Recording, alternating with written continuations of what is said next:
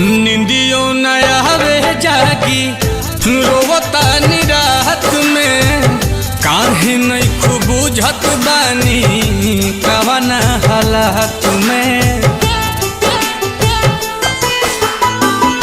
निंदियों नया वे जागी रोवता निरात में काहे नहीं खूब बुझत बानी कवना हालात में।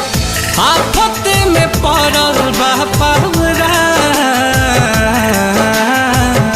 चन चन कहत रही हसचहू में चैन भइलू मले पयबू कहे जा हे जा।